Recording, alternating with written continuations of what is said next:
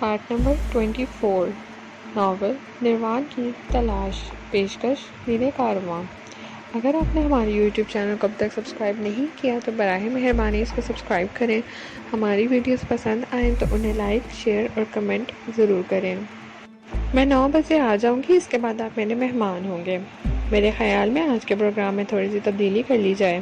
میری ایک مقامی دوست نے آج میری دعوت کی ہے۔ میں نے مداخلت کی اور سرداری نے میری طرف دیکھنے لگا۔ ہاں ضرور، ہم کل کا پروگرام رکھ لیں گے مس یوٹیسا کے ساتھ۔ کیا خیال ہے مس؟ بالکل ٹھیک، اسی طرح اور آسانی ہو جائے گی۔ میں آپ کے شایان شان انتظام کر لوں گی، مس یوٹیسا نے مسکراتے ہوئے کہا۔ گڈ، یہ ٹھیک ہے مس یوٹیسا، یہ آپ کا انعام۔ سرداری نے 4 بڑے نوٹ نکال کر یوٹیسا کی طرف بڑھا دی اور یوٹیسا کی آنکھوں میں چمک پیدا ہو گئی۔ شکریہ جناب۔ اس نے نوٹ لے کر احتیاط سے اپنے لباس میں رکھ لی اور پھر وہ واپس چلی گئی۔ تم نے فطرتوں کا فرق محسوس کیا سردارے؟ میں نے ناشتہ کرتے ہوئے کہا۔ ہاں یار، سردارے ایک گہری سانس لے کر بولا۔ دونوں کا پیشہ ایک ہے۔ ہاں، لیکن ایک بات کی وضاحت چاہتا ہوں نواز، سردارے نے سنجیدگی سے کہا۔ کیا؟ ہم نے خود ہی اس کی شخصیت کا تعین کر لیا صرف اس کی پرخلوص پیشکش سے متاثر ہو کر۔ اس کی پیشکش انسانی ہمدردی کے تحت ہی، لیکن ممکن ہے اس سے ہٹ کر کوئی کام سی لڑکی ہو۔ کیا کہنا چاہتے ہو سردارے؟ نہ جانے کیوں مجھے سرداری کی بات پر غصہ آ گیا تھا۔ بخدا کچھ نہیں استاد، بس سوچ رہا تھا ممکن ہے وہ بھی اگر ہماری شکل نہ دیکھتی تو ہمارے لیے قابل حصول ہوتی۔ یار سردارے، میں جانتا ہوں، میں اس دنیا سے اچھی طرح واقف ہوں۔ اگر وہ ہے بھی تو ہمیں اس کی طرف توجہ نہیں دینی چاہیے۔ ہو سکتا ہے ہم اگر ایک حیثیت قائم کر چکے ہیں تو اسے قائم رہنے دینے میں کیا حرج ہے۔ سوری نواز، ویسے یقین کرو میرے ذہن میں اس کی طرف سے کوئی برائی نہیں تھی۔ یہ گفتگو تو بس ضمنی حیثیت رکھتی ہے۔ چلو چھوڑو۔ میں نے گردن ہلا دی اور پھر ہم اپنی دوست کا انتظار کرنے لگے۔ ٹھیک 11 بجے ویٹریس آ گئی۔ اس کے بدن پر ایک سادہ لباس تھا اور چہرے پر سادگی تھی۔ ہیلو، میں نے مسکراتے ہوئے کہا۔ آپ لوگوں کو انتظار تو نہیں کرنا پڑا؟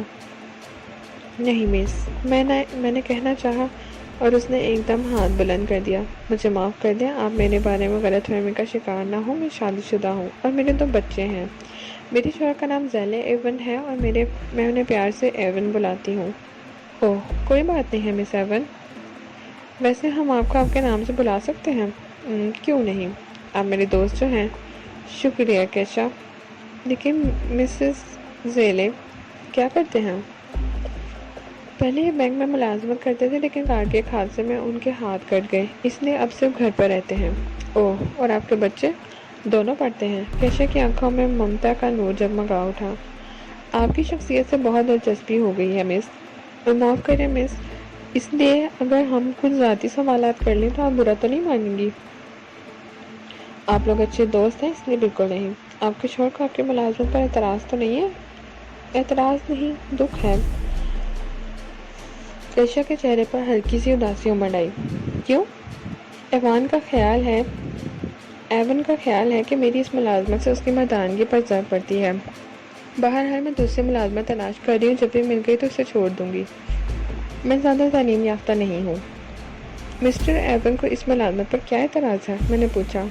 میرے اس سوال پر کیشا کی گردن جھک گئی۔ اس کی خوبصورت بال اس کے چہرے پر لہرانے لگے تھے۔ پھر اس نے ایک گہری سانس لے کر کہا، گیلے کی لڑکیاں بڑی شہرت زدہ ہیں، لوگ ان لڑکیوں کی وجہ سے ہی یہاں قیام کرتے ہیں۔ اوہ، تب تو آپ کو سخت مشکلات پیش آتی ہوں گی مسز ایون۔ ہاں، نشے میں ڈوبے ہوئے لوگ اس بات پر یقین نہیں کرتے کہ میں فروشی نہیں کرتی، اور ہوٹل کے مینیجر کو بھی میری یہ بات پسند نہیں کہ میں اس کے گاہکوں کو خوش نہیں کر سکتی۔ وہ کئی بار مجھے ملازمت سے نکالنے کا نوٹس دے چکا ہے۔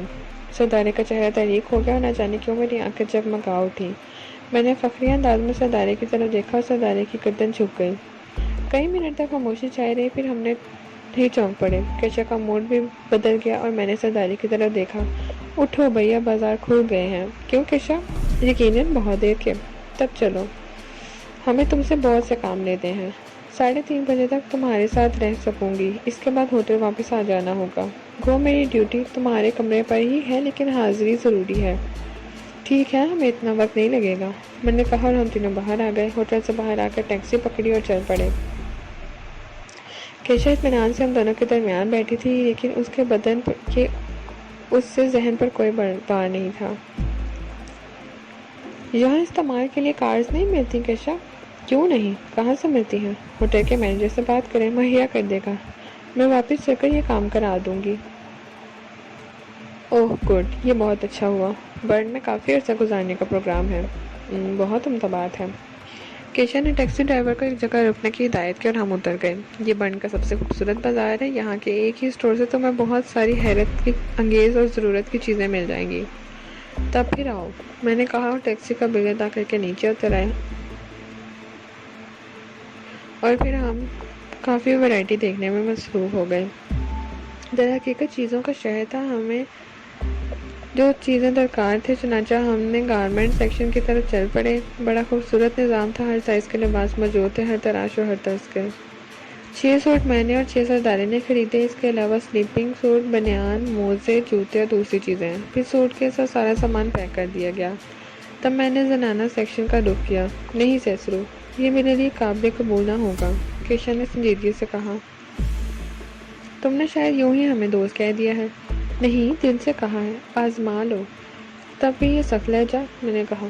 دوست ہو نا، اس نے میری آنکھوں میں دیکھتے ہوئے کہا۔ ہاں یقیناً، لیکن تعلیم یافتہ بھی ہوگے۔ کیا ایک انسان کی نفسیات کا تجزیہ کر سکتے ہو، جو خود اپنی بیوی کے لیے دنیا کی ہر شے مہیا کر دینا چاہتا ہے، جسے شدید دکھ ہے کہ وہ اپنی بیوی پر بوجھ ہے؟ اگر وہ مجھے تحائف سے لدا ہوا دیکھے گا تو وہ کتنا خوش ہوگا۔ اور میرے بدن پر رونگٹے کھڑے ہو گئے۔ کتنی بڑی بات کہی تھی کیشا نے۔ اس کے بعد کوئی گنجائش نہیں تھی۔ ہم نے مزید کچھ سامان خریدا، پھر واپس تیاریاں کرنے لگے۔ کیشا بہت خوش تھی، حالانکہ اس کے الفاظ نے ہمیں سنجیدہ کر دیا تھا۔ ہم واپس آ گئے۔ ہوٹل کے سامنے کیشا نے واپسی کی اجازت مانگی۔ اوکے کیشا، خدا حافظ۔ ہاں، صرف 1 گھنٹے کے لیے، اس کے بعد تو میں آ ہی رہی ہوں، کیشا نے مسکراتے ہوئے کہا اور چلی گئی، اور میرا سردارے اندر آ گئے۔ ہم دونوں خاموش تھے، نہ جانے کیوں ذہن پر ایک بوجھ سا آ پڑا۔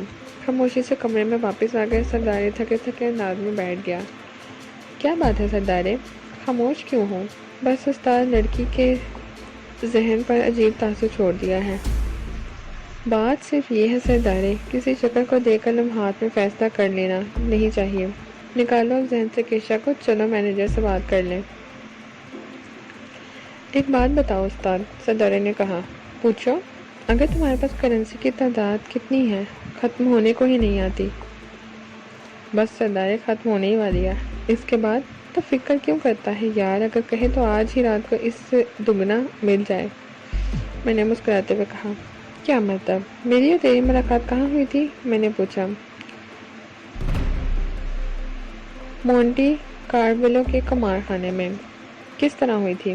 اوہ ہاں استاد، تم نے وہاں کے پیشہ ورانہ شادروں کو شکست دی تھی۔ یہاں بھی جوئے خانے ہیں؟ ٹھیک ہی کہتے ہو استاد، واقعی تمہارے لیے یہ کوئی مشکل کام نہیں ہے۔ سردارے نے گہری سانس لی۔ اور بھی بہت سے راستے ہیں، آؤ، میں نے لاپرواہی سے کہا۔ سردارے میرے ساتھ چل پڑا۔ مینیجر کے کمرے میں پہنچ کر ہم نے اپنا تعارف کرایا اور پھر اپنی خواہش کا اظہار کیا۔ جی ہاں جناب، خود ہوٹل کی اپنی کاریں ہیں، کیا آپ کے پاس ڈرائیونگ لائسنس موجود ہے؟ ہاں موجود ہے۔ ٹھیک ہے، میں ٹرانسپورٹ انچارج کو ٹیلی فون کر دیتا ہوں، آپ کار پسند کر لیں، مینیجر نے کہا، اور ہم اس کو شکریہ ادا کر دیا۔ ایک اعلیٰ درجے کی کار ہماری تحویل میں آ گئی۔ تب ہم واپس اپنے کمرے میں آ گئے۔ میں نے سردارے کے چہرے کو غور سے دیکھا، پھر کہا، سردارے، تمہارے چہرے پر یہ مجھے کچھ جچ نہیں رہی ہیں۔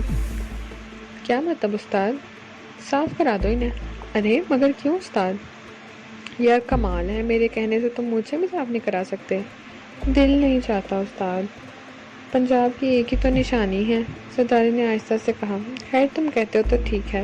اوہ نہیں، ہم کوئی دوسرا بندوبست کر لیں گے۔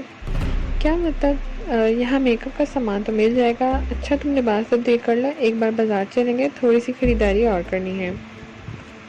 اوہ میں سمجھ گیا، کیمپنگ کے لیے تیاریاں۔ ٹھیک ہے استاد۔ ہم نے لباس تبدیل کیا اور پھر کمرے سے نکل آئے۔ दरवाजे के नज़दीक केशा मिल गई थी। वो हमें देखकर मुस्कुराई। कहाँ जनाब? उसने अदब से पूछा। ये जनाब क्या होता है?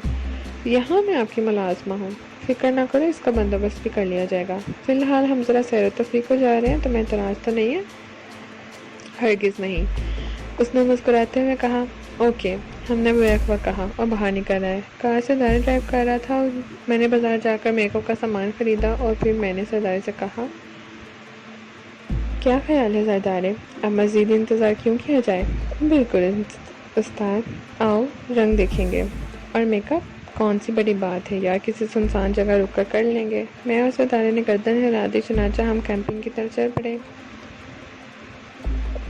मेकअप मुश्किल था ही नहीं, लंबे बालों की विग और इसी रंग की दाढ़ी ने काया ही पलट दी और हम आला किस्म के शौकीन मिजाज हिप्पी नज़र आने लगे।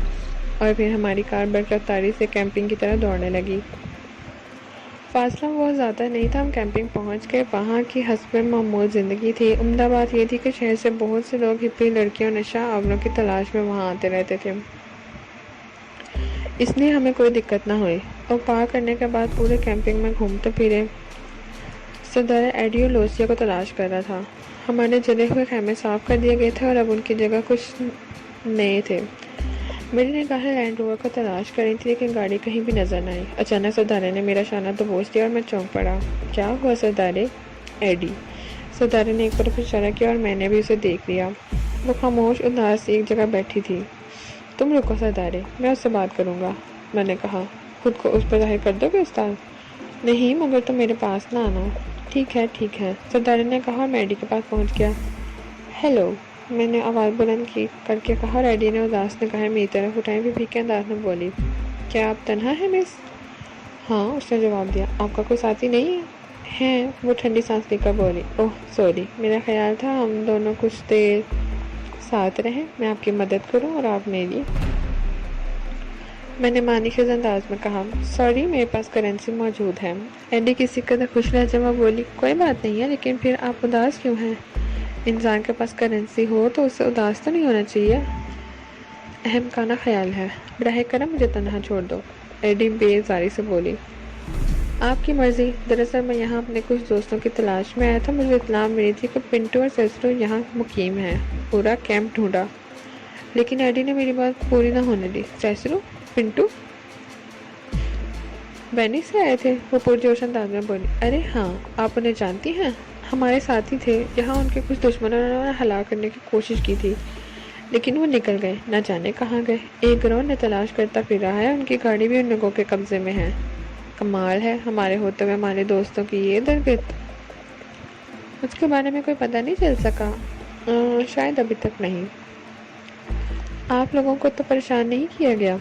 नहीं, शायद उन्हें हमारे बारे में नहीं है। सुनो, मैं तुम्हारी ख्वाहिश पूरी कर सकती हूँ, लेकिन एक शर्त पर। अगर वो तुम्हें मिल जाए तो मुझे उनके बारे में ज़रूर बता देना। क्या वो आपके बहुत गहरे दोस्त हैं? नहीं, लेकिन अनोखे लोग थे, बहुत ही अच्छे। तब मैंने एडी से वादा किया और वापस सरदारी के पास पहुँच गया। सरदारी बहुत बेचैन था। मैंने अपनी और एडी की गुफ्तगू उसे सुना दी और वह ठंडी सांस लेकर खामोश हो गया। क्यों, क्या सोच रहे हो? कुछ नहीं, अब क्या प्रोग्राम है उस्ताद? सरदारी ने मुज़म्मल अंदाज से कहा, ड्रीम बार। मैंने सर्द लहजे में जवाब दिया। सरदारी ने गर्दन हिला दी। पिस्तौल मौजूद है? हाँ, फिक्र न करो उस्ताद, सरदारी ने जवाब दिया और हम ड्रीम हॉल की तरफ चल पड़े।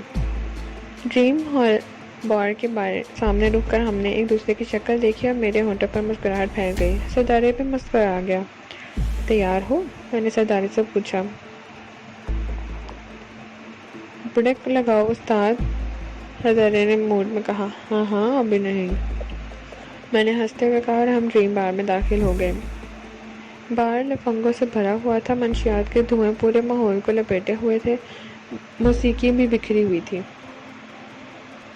नशे में डूबे हुए लोगों की बदमस्त आवाज़ें, बदमस्ती से चारों तरफ एक शोर बदतमीजी बरपा था।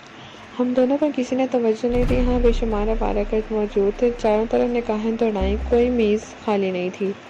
बहुत से लोग दीवारों से लगे हुए नशा और चीज़ों से शुगर कर रहे थे। मैंने सरदारी को इशारा किया और फिर एक दीवार से जा लगे और एक अटेंडेंट हमारे पास पहुंच गया। क्या पेश करूं लॉर्ड? اس نے مسکراتے ہوئے کہا۔ میں نے جیب سے نوٹ نکال کر اس کے ہاتھ پر رکھ دیے۔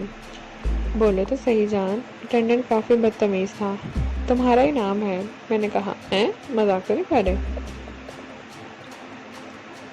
اٹینڈنٹ حیرت سے نوٹ کو دیکھ کر بولا، لیکن اتنی دیر میں دوسرا نوٹ نکال چکا تھا۔ میں نے دوسرا نوٹ اس کے ہاتھ پر رکھا۔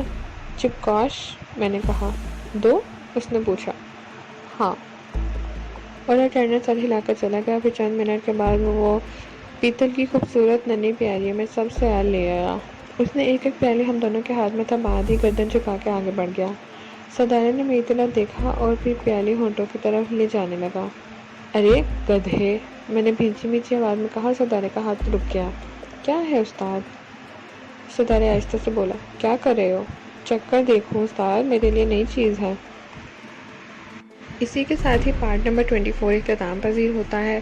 ناول کا بقیہ حصہ پارٹ 25 پہ سماعت فرمائیے۔